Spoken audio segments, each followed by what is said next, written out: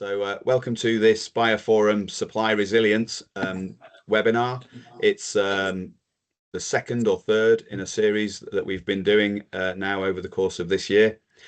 We started originally back in December last year when Biosecure Act was a bit of a concern, but obviously tariffs have now taken the lead of people's interests. This webinar is focused on high-level considerations when changing supply chains in biopharma. There's a big focus on reshoring into the USA, so there'll be quite a lot of emphasis on that aspect. But I think some of the things we're going to hear will be relevant to any movements that might happen for manufacturing facilities or lines, or even placing manufacturing within the CDMO community in different countries. So just to remind people, we are obviously this is a professional event. We expect you to behave as if you were in a professional meeting within your own, representing your own organization. BioPhorum has a legal framework that we operate within and a policy framework. I'm not going to bore you with the details of those, but we just expect that we maintain that level of professional conduct during the course of the webinar in any of the discussion sessions or any of the questions that are asked. The agenda for this webinar, there'll be an introduction of sorts and some more about the meeting operation. I'm going to give you some context again of where we are, which I'm sure will be built upon by our presenters from Grant Thornton and Baker Donaldson. We'll go through the presentations. First is Grant Thornton and then Baker Donaldson.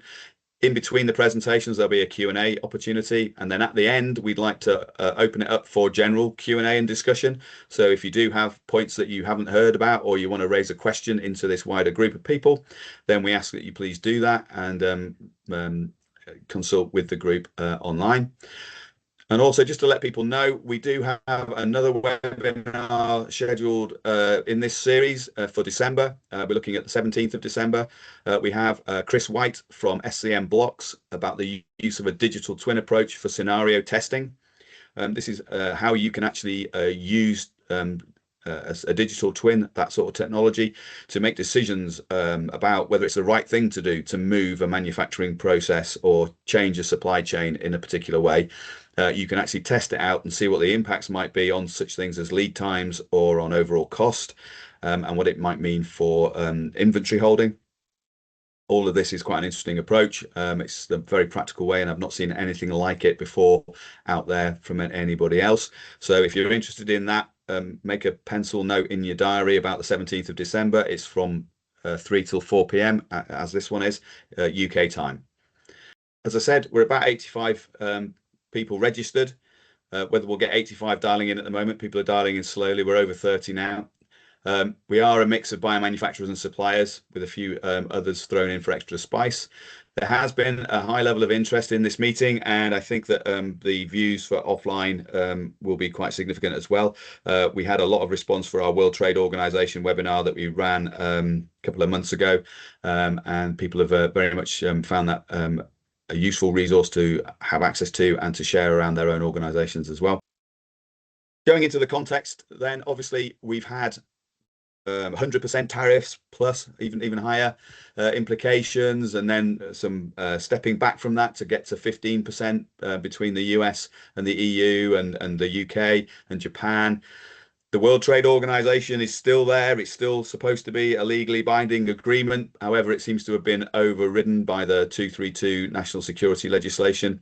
And that's the way that the current administration seems to be running it anyway. And I'm sure we'll hear more about that from the Baker Donaldson people later on. The Most Favoured Nation approach has also been kicking off, and we've seen companies like Pfizer come to agreements. In fact, there are 14 major biopharmaceutical companies that have declared now major investments in the US to also give them that 3-year grace period on tariffs because they're manufacturing in the US. The rest of the world, we're not quite sure what the overall impact's going to be. There are different tariff rates in different jurisdictions, different countries, and even more of threats of tariffs and changing tariffs.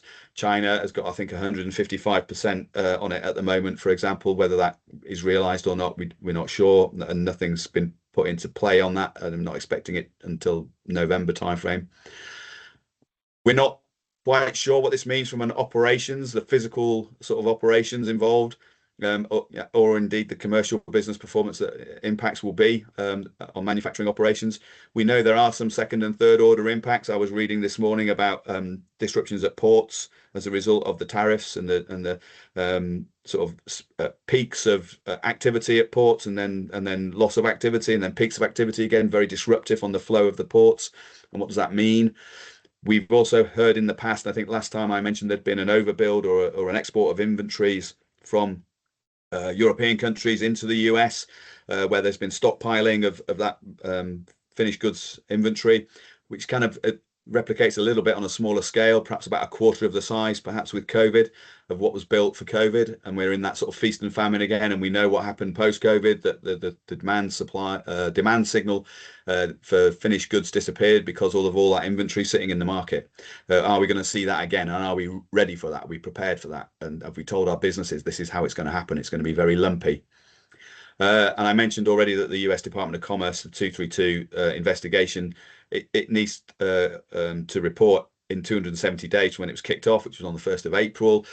So it's due sometime at or before the end of December this year. So and we wait and see what that will bring us.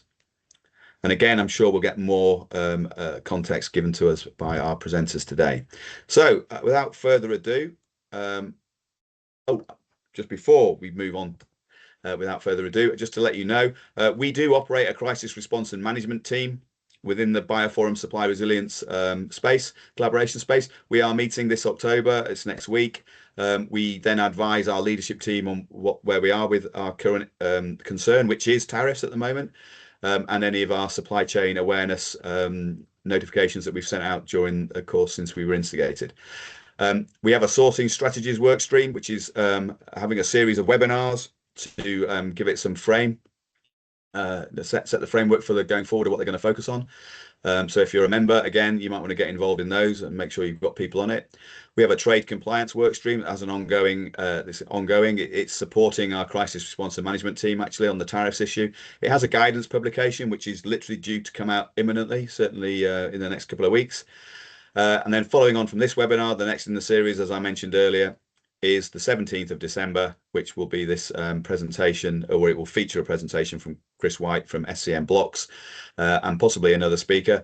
But Chris is focusing on the use of a digital twin approach for this scenario testing. How can you make the decisions that you need to make if you do need to change, or should you change your supply chain because of the impact of tariffs from either commercial reasons or logistics reasons. That'll be the 17th of December. Again, it's 3 till 4 in the UK time frame. Great. So we're going to move on now. I'm going to introduce Kirsty and Nick from Grant Thornton. They're going to talk to us about supply chain strategies and transfer pricing. I'm looking forward to understanding a little bit more about this dark art. So I'm going to hand over to Kirsty, I think, to introduce herself and her colleague, and then over to you guys to take it from there. Perfect. Thanks, Bob. So hello, everyone. So my name's Kirsty Rockall. I head up our UK practice at GT and also our European transfer pricing practice. It is a little bit of a dark art, and I'm not sure we can cover it in 20 minutes, but we will give it a little bit of a go. And so also with me is Nick. Hi, everyone. My name is Nick Warth. I am a partner in the team. I'm based in Cambridge. And I deal with a lot of the life sciences and tech businesses that operate in that area. So we're just going to take you through a little bit about the supply chain. I think we've got a slide there around GT, just about who we are. I appreciate some of you might have come across Grant Thornton, but others may not. We're a global firm, predominantly providing audit, tax and advisory services in over 150 markets around the world. So because of that sort of global reach, we're really well placed to support firms that are wanting to expand or restructure or invest internationally. So what are we going to talk about today? Well, I think the first thing to note, and probably everyone's aware of this, is that we're living in a world where there's a lot of change at the moment. So we're seeing changes in customer habits. We're seeing a lot of changes from the political sector, not least Trump and the tariffs, and also everything that's happening in China at the moment. We're seeing changes to input costs with pressure on raw materials. and we're seeing changes in the labour markets and around how people work and work within various sectors. And all that's putting pressure on businesses and a desire or feel that there is a need to act.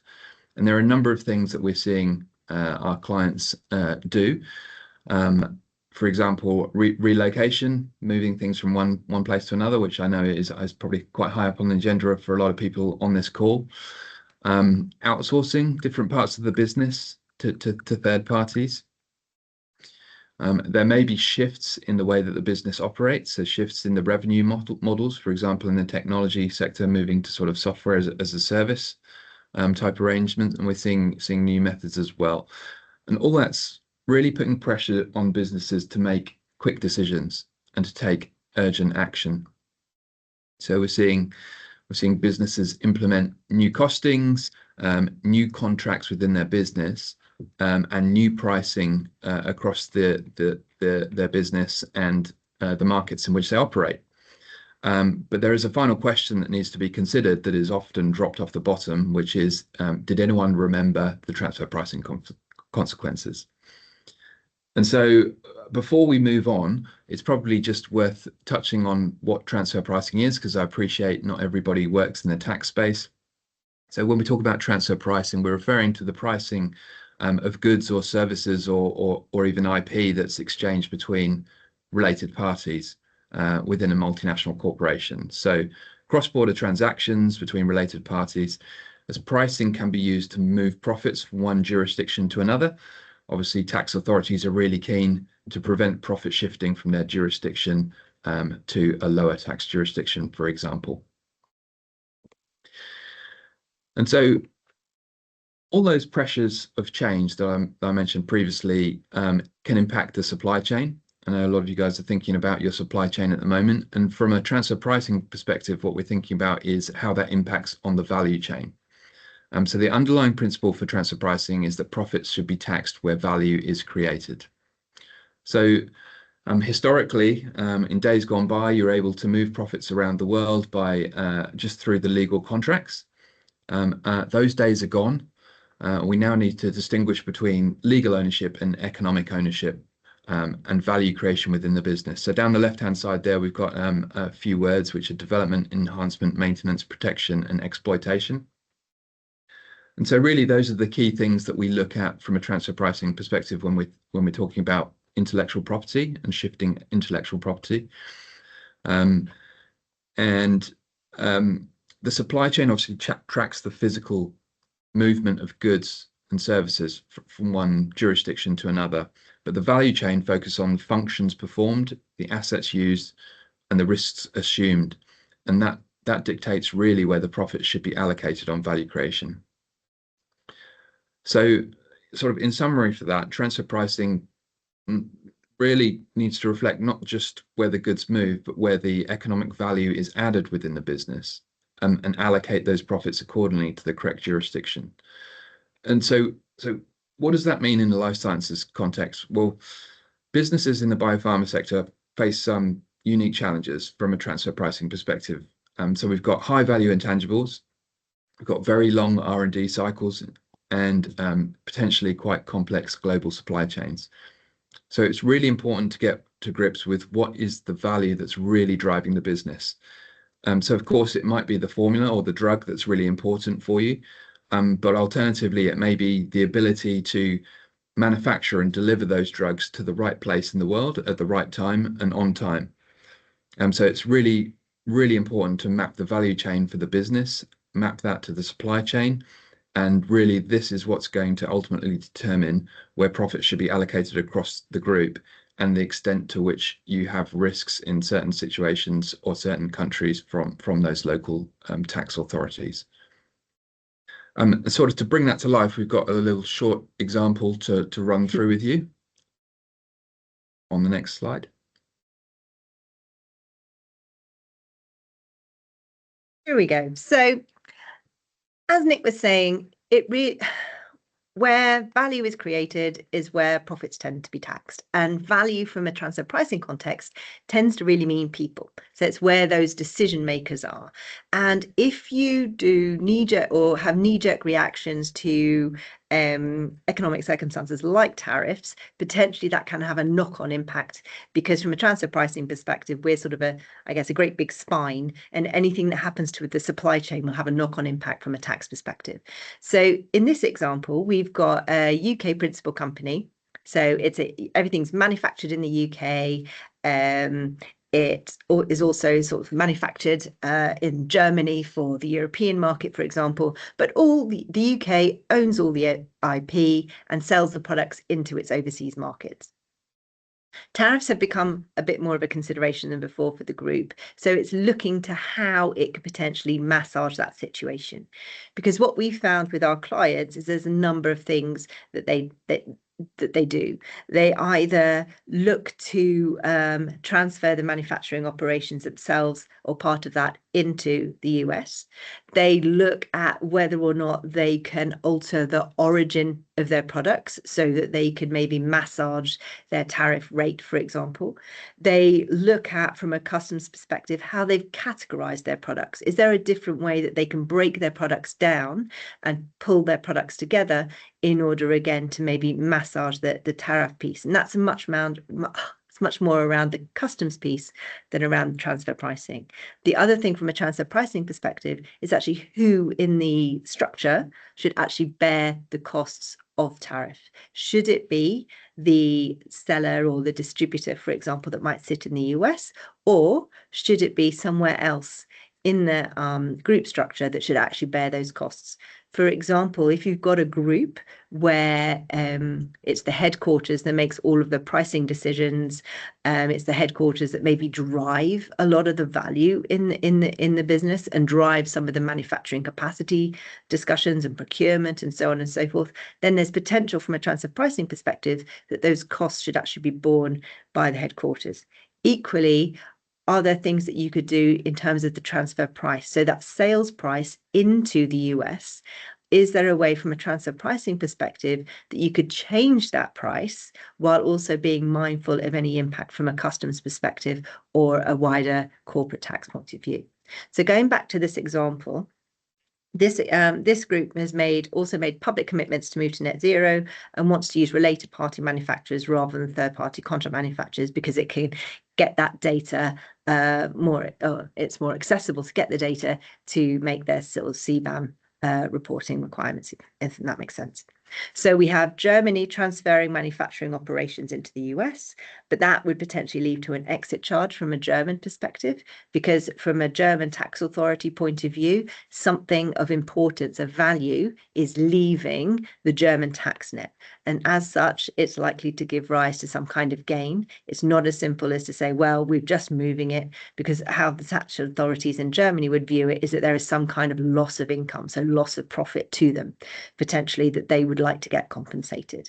And what you would have from a UK perspective is that you would have the UK needed to license the right to manufacture and maybe transfer some of that know-how down into the US company as well. So from a transfer pricing perspective, you would have a new policy that needs to be put in place simply because this group has transferred some of the manufacturing operations from Germany into the US.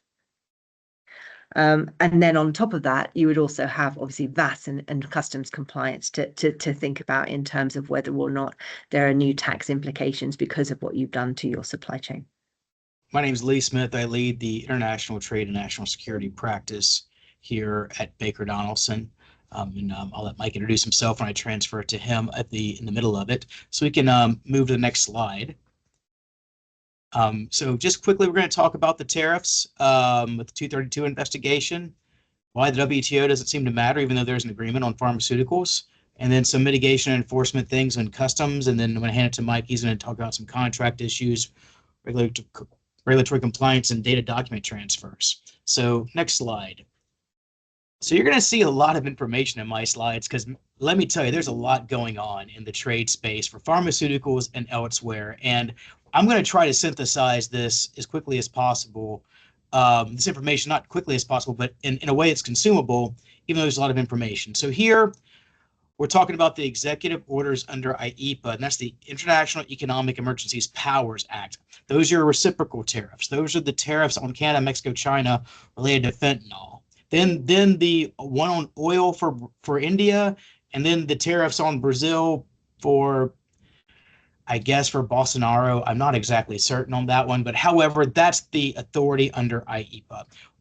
How is that affecting pharmaceuticals, right? So under the fentanyl tariffs, pharmaceuticals are included unless it's USMCA origin. Under the reciprocal tariffs, pharmaceutical products are excluded by certain HTS numbers. For Brazil and India, India mirrors the reciprocal tariff, so pharmaceutical is still excluded. Brazil, pharmaceuticals from certain pharmaceuticals are covered by the duties. Headline, it's complicated. It depends on jurisdiction, depends on the type of tariff. So let's move to the next slide. And the next slide gets to what everyone cares about right now. Will the tariffs go away? What can we do? What's happening there? So briefly, the IEEPA tariffs, most of the ones I just discussed, are under appeal. The Court of International Trade ruled them they were not legal. It went to the Court of Appeals for the Federal Circuit, which agreed and ruled against the administration. Now it's at the Supreme Court.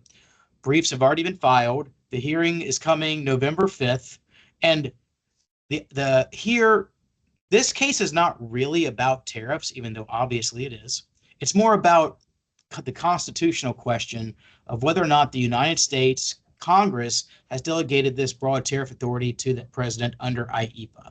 That's where the fight is. And what the plaintiffs that filed the case are saying, IEEPA does not use the term duties and tariffs, so it can't be used that way. It has to be a clear delegation of authority for such a major issue. The administration says under IEEPA, Congress has the power to vote and stop the tariffs to determine the national emergency no longer exists, but it hasn't done that, so the court shouldn't rule. We will see how it goes.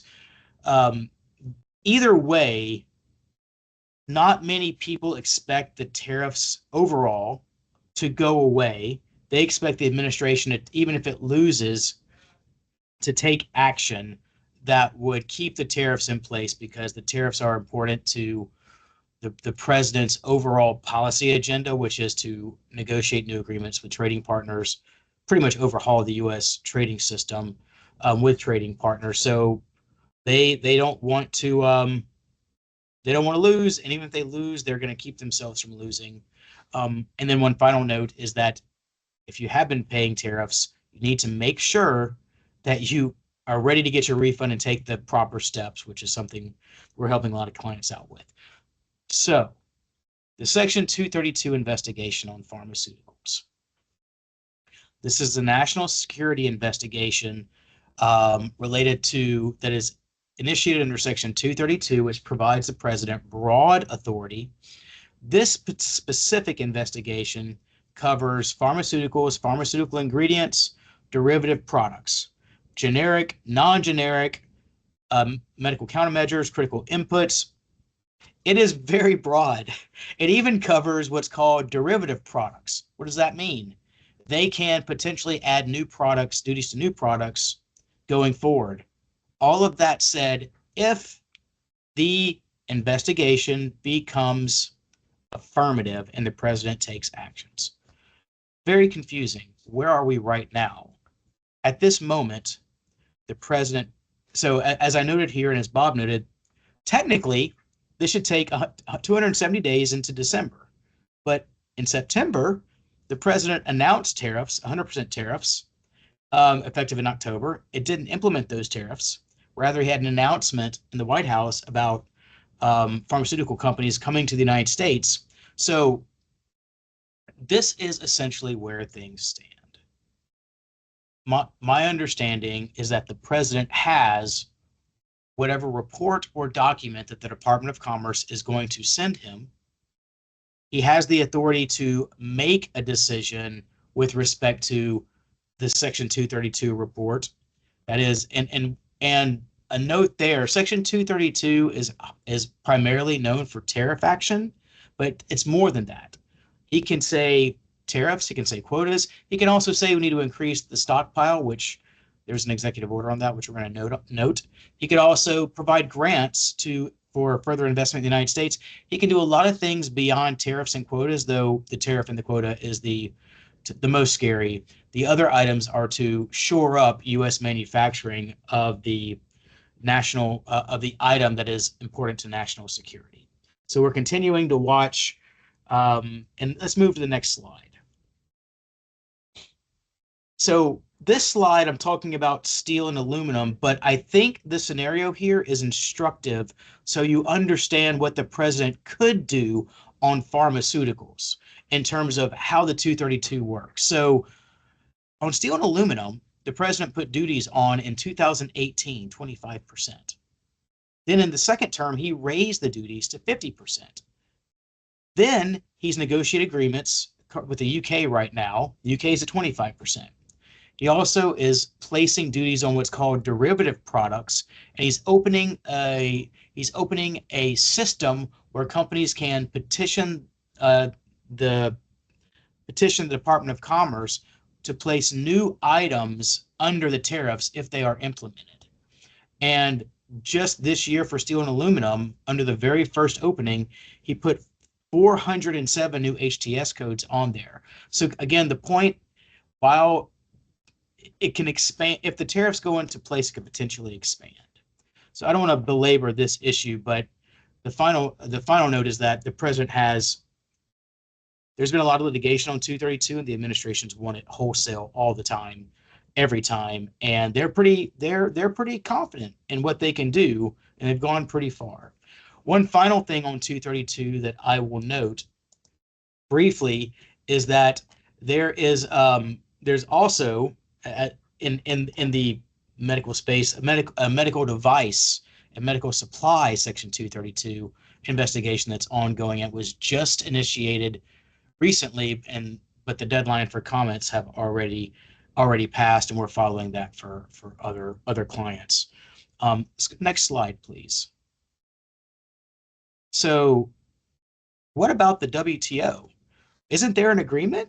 So there should be no tariffs on pharmaceuticals. We thought that was the status. Well, the WTO agreement is still in place, and it is likely that the Section 232, if implemented, and the relevant IEEPA tariffs on pharmaceutical products likely do violate the pharmaceutical agreement of the WTO.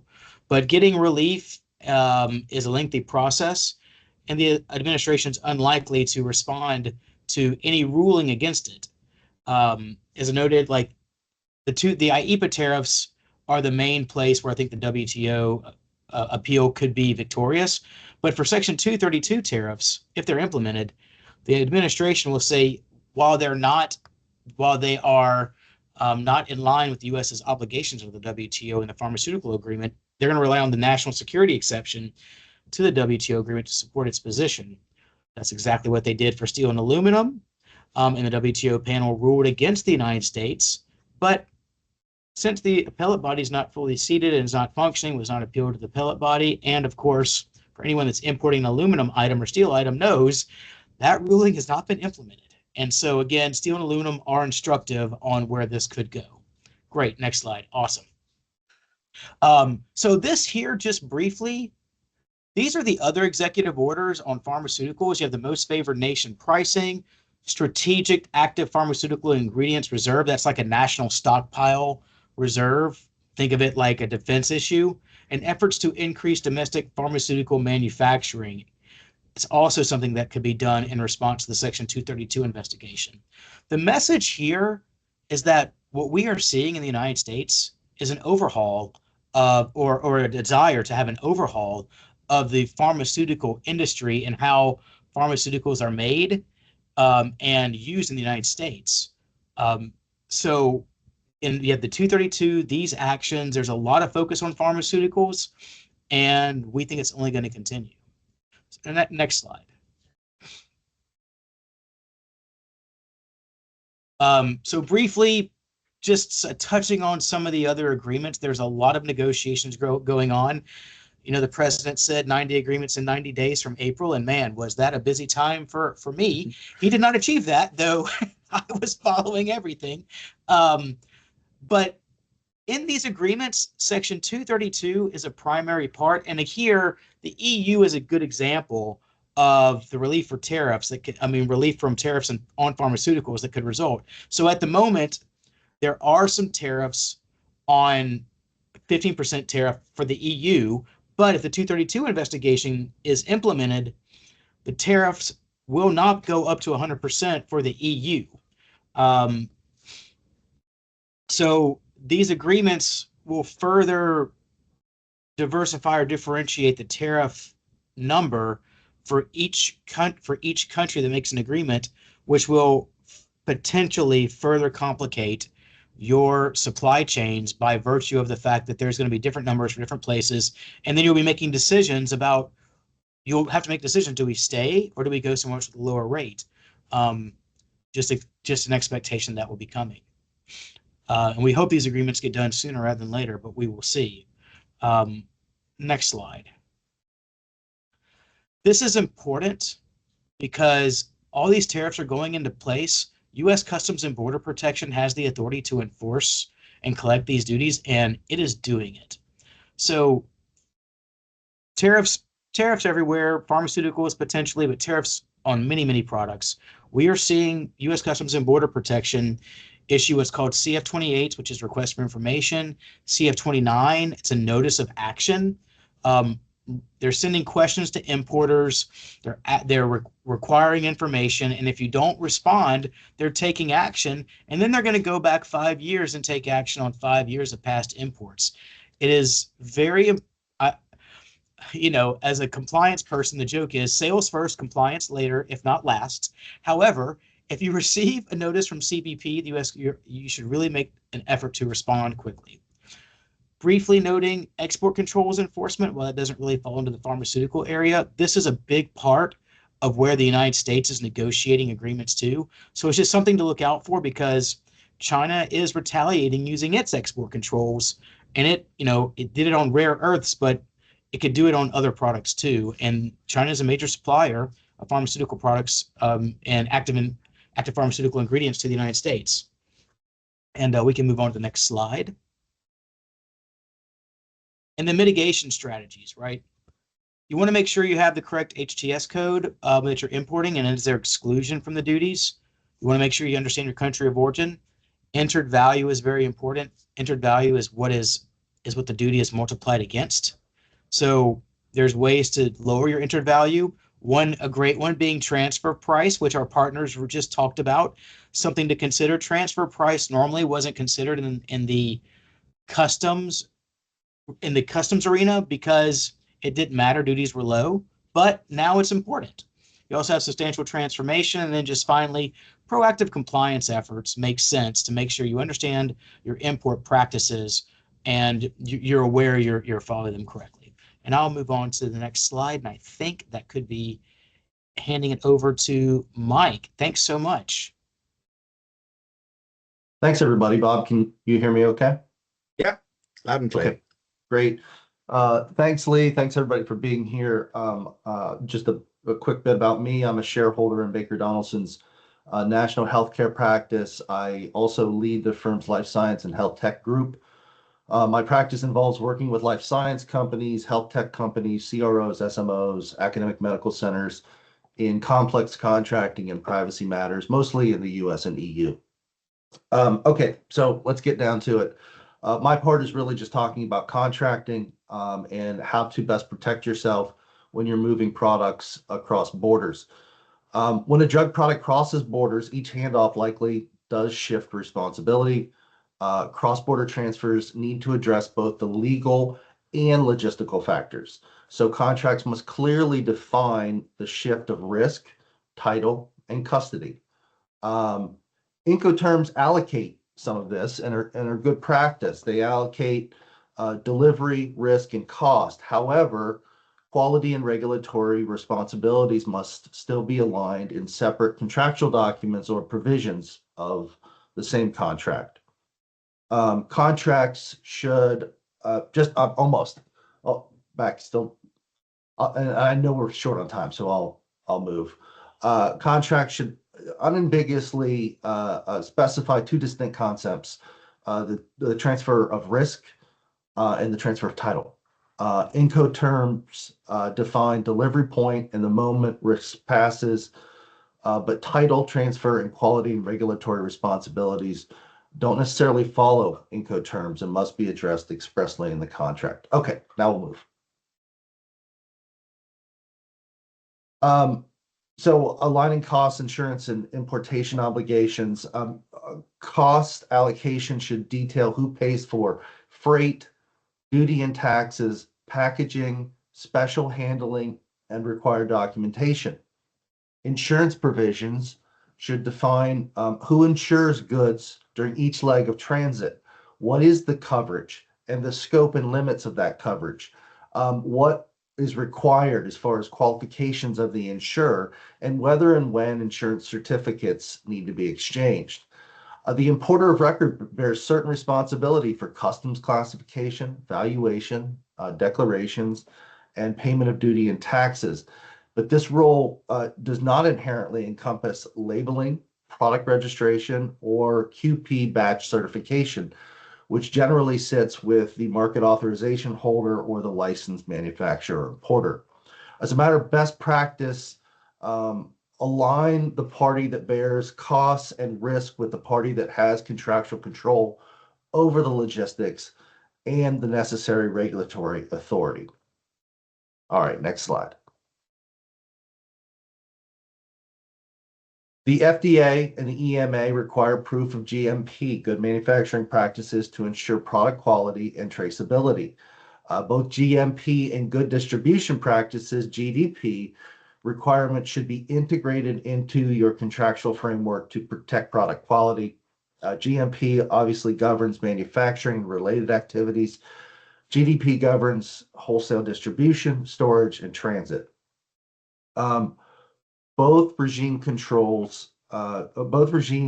require controls that protect product quality and the integrity across the supply chain, including warehousing, repackaging, and repackaging where permitted in transit.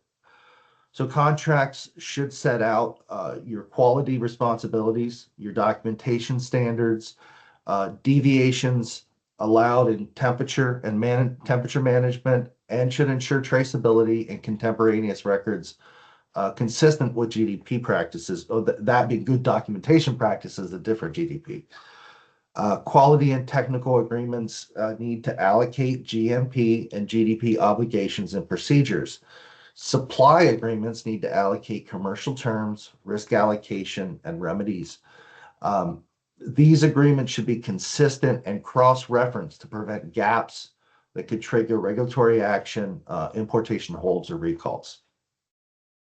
Next slide, please. And this is my last one. This is sometimes overlooked, and this sometimes doesn't apply. But cross-border transfers of operational records can involve personal data. If they do, depending on where you're at and what law governs, you need to ensure that transfer mechanisms are in place. If GDPR applies, if UK GDPR applies, if Swiss DPA applies, or if another country's data protection law applies. In the case of GDPR or UK GDPR, if you have personal data that is being transferred to the US, you probably need standard contractual clauses in the EU or EEA and UK International Data Transfer or IDTA out of the UK. On occasion, I just bring this up because it's new as of April 2025. On occasion, you may need to account for emerging U.S. outgoing data restrictions, which is the DOJ's Data Security Program, DSP. The DSP prohibits transfer of certain types of U.S. citizen information to countries of concern, which includes China and Russia. And those are pretty big players in the international market, particularly China. So I'm not going to go into the details of the DSP. We have lots of client alerts on our website if you're interested. To close, the physical transfer of product, the allocation of cost and risk, the distribution of quality and regulatory responsibilities, and the governance of cross-border data all must be harmonized in your contractual stack. When aligned, you can achieve compliant movement of goods and a defensible, audible supply chain. Thank you to everybody who came onto the call, and hopefully you've taken something away that's piqued your interest. And if you do want to discuss BioPhorum in any further detail, then please do reach out to me or Julie, and we'll deal with your inquiry.